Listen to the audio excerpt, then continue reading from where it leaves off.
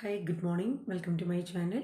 അപ്പോൾ ഇന്നിപ്പോൾ ഇപ്പോൾ ഏറ്റവും കൂടുതൽ ഇപ്പോൾ കേട്ടുകൊണ്ടിരിക്കുന്ന ഒരു ന്യൂസാണ്. നമ്മുടെ കാസർഗോഡുള്ള പൈവാളിക എന്ന് പറയുന്ന സ്ഥലത്ത് 15 വയസ്സായ ഒരു പെൺകുട്ടി 42 വയസ്സായ പ്രദീപ് എന്നു പേരുള്ളൊരു ആളുമായിട്ട് ഒളിച്ചോടുകയും 26 ദിവസത്തിന് ശേഷം അവരുടെ ആ പെൺകുട്ടിയുടെ വീടിനടുത്തായിട്ട് 200 മീറ്റർ മാറി അവരുടെ രണ്ടുപേരുടെയും മൃതദേഹം ഇന്നലെ കണ്ടെത്തുകയും ചെയ്തു.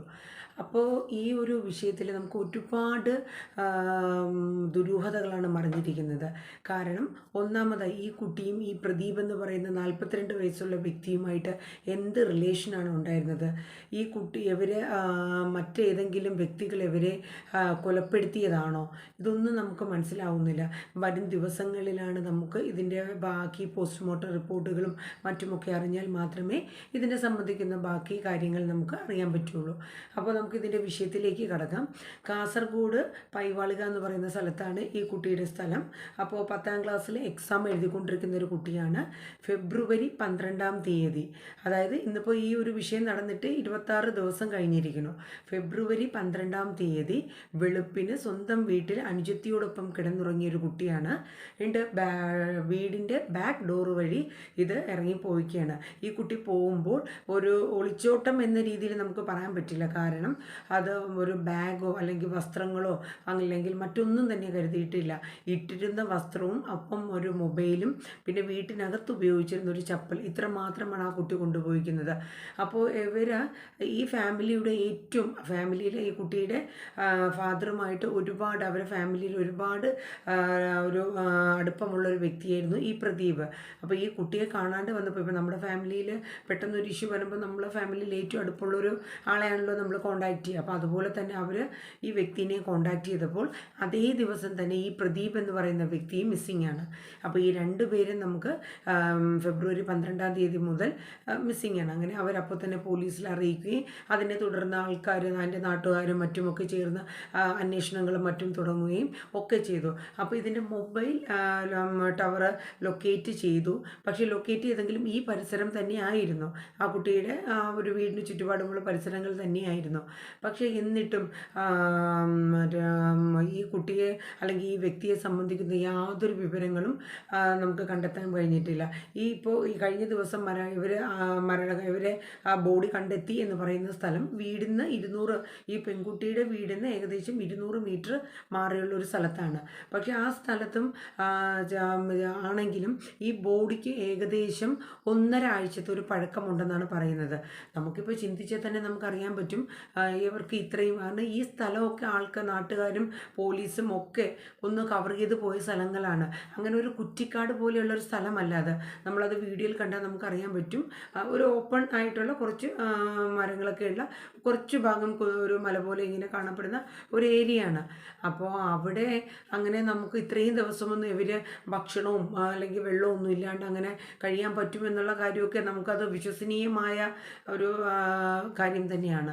ഇത് നമുക്ക് പല രീതിയിലും ചിന്തിക്കാം. ഇനി ഇവർ മറ്റെവിടെയെങ്കിലുമായി ഇവരെ ആരെങ്കിലും അപായപ്പെടുത്തിയിട്ട് ഇവിടെ കൊണ്ടുവന്ന് കെട്ടിത്തൂക്കി നിർത്തിയതാണോ? അങ്ങനെ പല രീതിയിലുള്ള ചിന്തകളാണ് നമുക്ക് വരുന്നത്. പക്ഷേ ഇനി വരും ദിവസങ്ങളിൽ ഇവർ പോസ്റ്റ്മോർട്ടം റിപ്പോർട്ടുകളും മറ്റും കിട്ടിയാൽ മാത്രമേ നമുക്ക് ഇതിനെക്കുറിച്ചുള്ള വിവരങ്ങൾ കൃത്യമായിട്ട് അറിയാൻ പറ്റുകയുള്ളൂ. പക്ഷേ ഇന്നത്തെ ഒരു കാര്യം എനിക്ക് ഇതിൽ നിന്ന് മനസ്സിലാവുന്നത്, ഈ 15 വയസ്സ് മാത്രം പ്രായമുള്ളൊരു കുട്ടി, ഈ കുട്ടിയെ ഇതിനൊരു അനുജത്തി കൂടെയുണ്ട്. അപ്പോൾ ഇവരുടെ ഈ അച്ഛൻ്റെ ഒരു ഫ്രണ്ട് എന്ന രീതിയിൽ ഈ പുള്ളി വീട്ടിൽ വരികയും ഒരുപാട് അവരായിട്ട് അടുപ്പം ഒക്കെ ഉള്ളൊരു ബന്ധമായിരുന്നു. ഇവരെ പല രീതിയിലും സാമ്പത്തികമായിട്ടൊക്കെ ഒരുപാട് സഹായിച്ചിട്ടുള്ള ഒരു വ്യക്തി കൂടിയാണ് പ്രദീപിന് 42 വയസ്സാണെങ്കിലും അത്രയും ഒരു ഇത് പുള്ളിക്ക് തോന്നുന്നില്ല. അപ്പോൾ അങ്ങനെ ഈ ഒരു അടുപ്പം അത് ഏത് രീതിയിലാണ് ഈ കുട്ടിയായിട്ട് ഉണ്ടായിരുന്നു എന്നുള്ളത് നമുക്ക് വ്യക്തമല്ല. അപ്പോൾ ഇക്കാരണങ്ങളാൽ നമുക്ക് ഇത് ഇവർ തമ്മിൽ ഒരു പ്രേമബന്ധമായിരുന്നോ, അതല്ല ഇതിൽ മറ്റെന്തെങ്കിലും ട്രാജഡി നടന്നിട്ടുണ്ടോ, ഇതൊന്നും നമുക്ക് അറിയാൻ പറ്റുന്നില്ല. അപ്പോൾ എന്തൊക്കെ ഈ 15 വയസ്സുള്ളൊരു കുട്ടി എന്ത് ധൈര്യത്തിലാണ് ഒരു മൊബൈലില്ലാത്ത ജീവിതം നമ്മുടെ മക്കൾക്കില്ല. ഈ ഒരു മൊബൈലുമായിട്ട് ഈ ഒരു 42 വയസ്സ് കുറച്ച് നാൾ വീട്ടിൽ വന്നും കണ്ടുമുള്ള ഒരു പരിചയത്തിൻ്റെ പേരിൽ പോവുകയും അതിൻ്റെ ഇടയിൽ തമ്മിലുള്ള ആ ഒരു ബന്ധം എന്താണ്, ഇതൊന്നും തന്നെ നമുക്ക് ഒന്നും കൂട്ടിയെടുത്തു കഴിഞ്ഞാൽ നമുക്ക് മനസ്സിലാക്കി എടുക്കാനേ പറ്റുന്നില്ല. പക്ഷെ എന്തൊക്കെ പറഞ്ഞിരുന്നാലും ആ ഫാമിലിക്ക് ആ ഒരു മകളുടെ വിയോഗം ഒട്ടും തന്നെ നാട്ടുകാർക്കുമൊക്കെ ആണെങ്കിലും ഒട്ടും തന്നെ ഒരു ദുഃഖകരമായ ഒരു കാര്യം തന്നെയാണ്.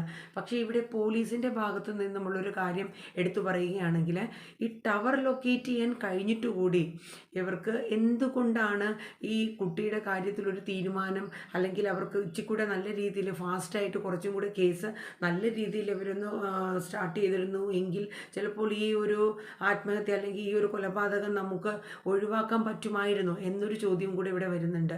അപ്പോൾ കാര്യം എന്താണെങ്കിലും ഇവർ ഈ ഒരു പ്ലേസിൽ ഈ 10-26 ദിവസം കഴിഞ്ഞു എന്നുള്ളത് നമുക്ക് ഒട്ടും തന്നെ വിശ്വസിക്കാൻ പറ്റുന്നില്ല. കാരണം ഇവർക്ക് എന്തായാലും ഇത്രയും ആൾക്കാർ അന്വേഷിച്ചുകൊണ്ടിരിക്കുന്നു. അപ്പോൾ ആ ഒരു സാഹചര്യത്തിൽ ഭക്ഷണം, വെള്ളം ഇതൊന്നും ഇല്ലാണ്ട് ഇവരെങ്ങനെയാണ്, അതൊന്നും ഒരു ഇമ്പോസിബിൾ ആയിട്ടുള്ളൊരു കാര്യമാണ്. പിന്നെ ഇവരുടെ ബോഡി കണ്ടെത്തിയെന്ന് പറയുന്ന സ്ഥലത്ത് കത്തി, പിന്നെ എന്തോ മിഠായി, കിറ്റ്കാറ്റോ അങ്ങനെ എന്തോ ഒരു ചോക്ലേറ്റിൻ്റെ ഒരിതുണ്ടായിരുന്നു. പിന്നെ 2 പേരുടെയും മൊബൈൽ, ഒരാളുടെ മൊബൈലിൻ്റെ പുറത്ത് വേറൊരാളുടെ മൊബൈൽ, അതിലൊരു മൊബൈലാണെങ്കിൽ ജസ്റ്റ് പൊട്ടിയിട്ടുണ്ട് അതിൻ്റെ ഡിസ്പ്ലേയും കാര്യങ്ങളൊക്കെ. പക്ഷേ അത് സാധാ ഒന്ന് വീണ് പൊട്ടിയിരിക്കുന്ന ഒരു അവസ്ഥയല്ല, ഒരു മൽപ്പിടുത്തത്തിനിടയിൽ ഈ കല്ലിലോ പാറയിലോ വീണ് അത് പൊട്ടിയിരിക്കുന്ന ഒരു അവസ്ഥയാണ്. നമുക്ക് മൊബൈലിൻ്റെ ആ ഒരു ഇതൊക്കെ ആ ഒരു ഡിസ്പ്ലേ പൊട്ടൽ കാണുമ്പോൾ നമുക്കറിയാമല്ലോ ഏത് രീതിയിലുള്ളതാണെന്ന്. അപ്പം മൊത്തത്തിൽ എടുക്കുകയാണെങ്കിൽ ഒരു വല്ലാത്ത ദുരൂഹത തന്നെയാണ് ഈ ഒരു കേസിൽ കാണപ്പെടുന്നത്. എന്ത് തന്നെ പറഞ്ഞിരുന്നാലും കുറച്ചും കൂടെ നല്ല രീതിയിൽ പോലീസിന് ഈ ഒരു കേസ് സ്റ്റാർട്ട് ചെയ്ത് അത് കൊണ്ടുപോകാൻ പറ്റിയിരുന്നെങ്കിൽ ഒരു പക്ഷേ ചിലപ്പോൾ ഈ ഒരു മരണം അല്ലെങ്കിൽ ഈ ഒരു കൊലപാതകം അല്ലെങ്കിൽ ഈ ഒരു ആത്മഹത്യ ചിലപ്പോൾ ഒഴിവാക്കാൻ പറ്റിയേനെ. പിന്നെ വേറൊരു കേസ് എന്തെന്ന് വെച്ചാൽ, ഇത് ഈ ഒരു വ്യക്തിയുടെ കൂടെ ഒളിച്ചോടി എന്ന രീതിയിലാണ് തുടക്കം മുതൽ ഈ കേസ് വന്നിരിക്കുന്നത്. അപ്പോൾ സ്വാഭാവികമായിട്ടും വീട്ടുകാരും മറ്റു നാട്ടുകാരും പോലീസ് ഉൾപ്പെടെ ആ ഒരു രീതിയിലാണ് അവർ ചിന്തിച്ച് കേസ് അന്വേഷണം പൊയ്ക്കൊണ്ടിരിക്കുന്നത്. അപ്പം അയാൾ ആ വ്യക്തിയുടെ കൂടെ പോവുകയും അപ്പോൾ ഇനി അത് ദൂര സ്ഥലങ്ങളിലോ കർണാടക അങ്ങനെയുള്ള ഒരുപാട് സ്ഥലങ്ങളുണ്ട്, ആ പുള്ളിയുടെ ഇതായിട്ട് ബന്ധമുള്ള സ്ഥലങ്ങളാണ്. അപ്പം അത് ബേസ് ചെയ്തിട്ടാണ് അവർ കേസ് പൊയ്ക്കൊണ്ടിരുന്നത്. അപ്പോൾ വേറൊരു വഴിത്തിരിവിലോട്ടാണ് ഈ കേസ് പൊയ്ക്കൊണ്ടിരുന്നത്. അതുമാത്രമല്ല, ഈ കുട്ടി പോയ സമയത്ത് ഈ കുട്ടിയുടെ മൊബൈലിൽ വിളിച്ചപ്പോൾ റിങ് ചെയ്തു, പിന്നെ അത് സ്വിച്ച് ഓഫ് ആയിരുന്നു. പക്ഷേ പിന്നീട് ഇവരുടെ 2 പേരുടെ മൊബൈലിൻ്റെ ടവർ ലൊക്കേറ്റ് ചെയ്തിട്ടാണ് പോലീസ് കേസ് മുന്നോട്ട് പൊയ്ക്കൊണ്ടിരുന്നത്. അപ്പോൾ നാട്ടുകാരാണെങ്കിലും പോലീസാണെങ്കിലും അവരുടേതായ രീതിയിലുള്ള അന്വേഷണങ്ങളും കാര്യങ്ങളും നടത്തി എങ്കിൽ പോലും പക്ഷേ അതൊരു വൻ പരാജയമായിപ്പോയി.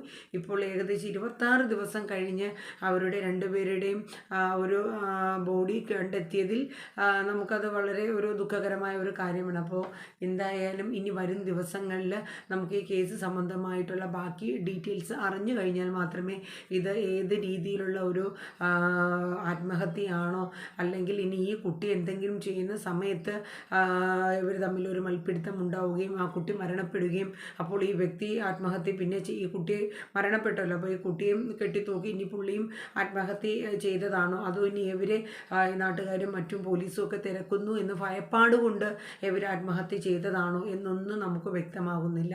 എന്തൊക്കെ പറഞ്ഞിരുന്നാലും 15 വയസ്സ് എന്താണ്, ലോകം എന്താണെന്നോ അല്ലെങ്കിൽ വളർന്നു വരുന്ന ഒരു കുരുന്ന് പ്രായമാണ്. ആ പ്രായത്തിൽ ഈ ഒരു രീതിയിൽ എടുത്തുചാട്ടം നമ്മുടെ വീടും അല്ലെങ്കിൽ നമ്മുടെ അച്ഛനും അമ്മയും കൂടപ്പിറപ്പും നമ്മുടെ ബാക്കി ബന്ധുമിത്രാദികളെയും ഒക്കെ കളഞ്ഞിട്ട് ഈ ഒരു രീതിയിൽ എടുത്തുചാടി ഈ ഒരു രീതിയിലോട്ട് പോയ മോളുടെ ആ ഒരു മനസ്സ് ഇങ്ങനെ ഒരു അവസ്ഥ വരുത്തി വെക്കണമായിരുന്നോ? കാരണം ഈ മൊബൈലിൻ്റെ ഉപയോഗം തന്നെയാണ് ഇതിനെല്ലാം കാരണം. ആ കുട്ടി നിങ്ങൾ നോക്കണം, അവൾ ഡ്രസ്സ് പോലും എടുത്തിട്ടില്ല, പക്ഷേ എങ്കിലും മറന്നിട്ടില്ല ഒരു കാര്യം, മൊബൈൽ. ആ ഒരു കേസ് എന്തായാലും മറന്നിട്ടില്ല. അപ്പോൾ സ്വന്തമായിട്ടൊരു 15 വയസ്സ് മാത്രം പ്രായമുള്ള ഒരു കുട്ടിക്ക് സ്വന്തമായിട്ടൊരു മൊബൈലും വാങ്ങിക്കൊടുത്ത നമ്മുടെ പാരൻസിനെ നമ്മൾ എന്താണ് പറയേണ്ടത്? ഇത് തന്നെയാണ് നമ്മുടെ മാതാപിതാക്കൾക്കുള്ളൊരു കുഴപ്പം. നമ്മുടെ മക്കളെ ഒരു പരിധി വരെ നമ്മൾ ഒരു രീതിയിലോട്ട് കൊണ്ടുപോയിക്കൊണ്ടിരിക്കുന്നത് നമ്മുടെ പാരൻസ് തന്നെയാണ്. ഒരു കണക്കിന് നമ്മുടെ പാരൻസ് ഈ ഒരു മൊബൈൽ വാങ്ങിച്ചു കൊടുക്കാണ്ട് ഒക്കെ ഇരുന്നെങ്കിൽ ചിലപ്പോൾ എല്ലാ കുട്ടികളും ഇതിപ്പോൾ ഇന്നല്ലെങ്കിൽ നാളെ വേറൊരു രീതിയിൽ വേറൊരു ഇൻസിഡൻ്റായിട്ട് പല വീടുകളിലും നടക്കാവുന്ന കേസുകൾ തന്നെയാണ്. അപ്പോൾ ഇന്നത്തെ കുട്ടികൾക്ക് ഒരു 10-15 വയസ്സ് പോലും ആകണ്ട, അതിന് മുന്നേ തന്നെ അവർക്ക് അവരുടേതായ തീരുമാനങ്ങൾ സാധനങ്ങൾ എടുക്കാം. അവരപ്പോൾ കാണുന്ന ആ ഒരു ലോകം, ആരെങ്കിലും 2 വാക്ക് സ്നേഹത്തോടെ മിണ്ടിക്കഴിഞ്ഞാൽ അതാണ് ഏറ്റവും വലിയ ലോകം, എനിക്ക് ഏറ്റവും കൂടുതൽ സ്നേഹം അവിടെ നിന്ന് കിട്ടുന്നു, അപ്പോൾ എൻ്റെ ജീവിതം ഇനി അങ്ങോട്ട് മതി എന്നൊക്കെ വിചാരിച്ച് എടുത്തു ചാടുന്ന നമ്മുടെ ഈ മക്കൾ, ഇനിയെങ്കിലും നിങ്ങൾ ചിന്തിക്കുക. ഇതൊന്നുമല്ല ജീവിതം. നമ്മുടെ വളർന്നു വരുന്ന ഈ ചെറുപ്രായത്തിൽ നമ്മൾ പഠിക്കുക, നമ്മൾ പഠിച്ച് നല്ല നിലയിലെത്തിക്കുക. ഈ സമൂഹത്തിൽ എന്തെല്ലാം ഇൻസിഡൻ്റാണ് നടക്കുന്നത്, ഇതെല്ലാം നിങ്ങൾ കാണുന്നില്ലേ? നിങ്ങൾ എന്തുകൊണ്ടാണ് ഇതൊന്നും മനസ്സിലാക്കാത്തത്? ഈ എടുത്തു ചാടിയുള്ള നിങ്ങളുടെ ഈ ഒരു രീതിയാണ് ഇത്രയും ഒരു പല പല ഇൻസിഡൻറ്റുകൾ വരാൻ കാരണം. പരീക്ഷ എഴുതി നല്ല രീതിയിൽ മാർക്ക് മേടിച്ച് നല്ലൊരു നിലയിലെത്തി ഇനിയും ഒരുപാട് പഠിക്കാനുള്ള ഈ പ്രായത്തിൽ ഇന്നിപ്പോൾ ഈ ഒരു അവസ്ഥയിൽ എത്തിച്ചത് വളരെ ദുഃഖകരമായിട്ടുള്ളൊരു കാര്യം തന്നെയാണ്. അപ്പോൾ ഇനി വരും തലമുറകളുടെ നമ്മുടെ മക്കൾ ഒരുപാട് നല്ല രീതിയിൽ പ്രാക്ടിക്കലായിട്ട് നിങ്ങൾ ചിന്തിക്കൂ. ഇതുപോലെയുള്ള എടുത്തുചാട്ടങ്ങളിലോട്ട് നിങ്ങൾ ചെന്ന് ചാടാതിരിക്കൂ.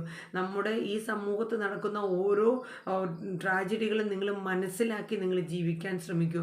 പഠിക്കേണ്ട സമയത്ത് പഠിക്കുക.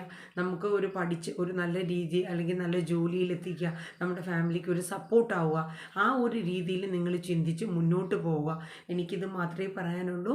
എന്തായാലും ആ മരണപ്പെട്ട 15 വയസ്സായ മോളുടെ ആത്മാവിന് നല്ലൊരു ഇത് ഉണ്ടാകട്ടെ എന്ന് നമുക്ക് പ്രാർത്ഥിക്കാം.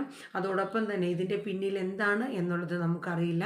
വരും ദിവസങ്ങളിൽ ഇവരുടെ പോസ്റ്റ്മോർട്ടം റിപ്പോർട്ടുകളും മറ്റും അറിഞ്ഞാൽ മാത്രമേ നമുക്ക് ഇതിൽ ഇനി മറ്റേതെങ്കിലും വ്യക്തികളുടെ ക്രൂരമായ കൈകടത്തലുകൾ ഉണ്ടോ എന്നുള്ളത് പോലും നമുക്ക് മനസ്സിലാവത്തുള്ളൂ.